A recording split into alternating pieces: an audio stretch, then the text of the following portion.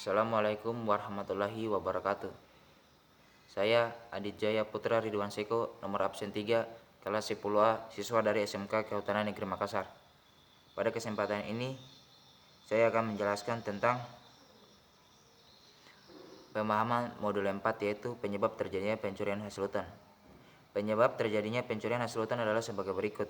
Yang pertama, tingkat pemahaman dan kesadaran masyarakat serta penentu kebijakan yang masih rendah.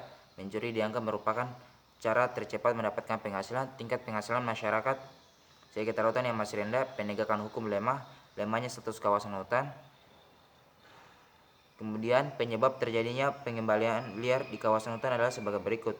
Yang pertama, populasi ternak di sekitar kawasan hutan. Kedua, jumlah hijauan ternak yang mampu dihasilkan di desa sekitar hutan. Ketiga, teknik memelihara ternak yang dilakukan oleh masyarakat.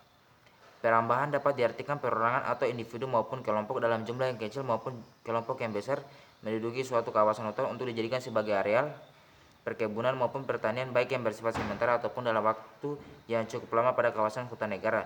Beberapa faktor yang menyebabkan adanya perambahan hutan yaitu antara lain: pertama, akses menuju kawasan hutan, kemiskinan masyarakat di sekitar kawasan hutan, tingkat pendidikan dan pengetahuan masyarakat perambah, kesuburan tanah, dan yang terakhir keterbatasan pengawasan terhadap kawasan hutan.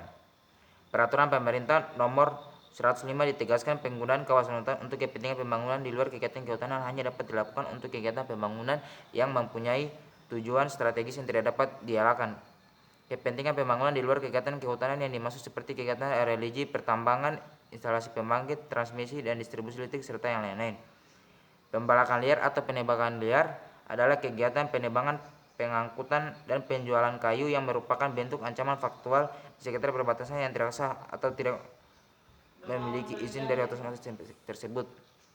Secara umum, illegal logging dapat disebabkan oleh beberapa faktor. Yang pertama, tingginya permintaan kebutuhan kayu yang berbanding terbalik dengan penyediaannya. Yang kedua, pemegang HPH tidak melakukan penebasan sesuai sistem tebang pilih tanam Indonesia. Yang ketiga, masih lemahnya penegakan dan pengawasan hukum bagi pelaku tindak pidana illegal logging. Yang keempat, tumpang tindih kebijakan pemerintah pusat dengan pemerintah daerah.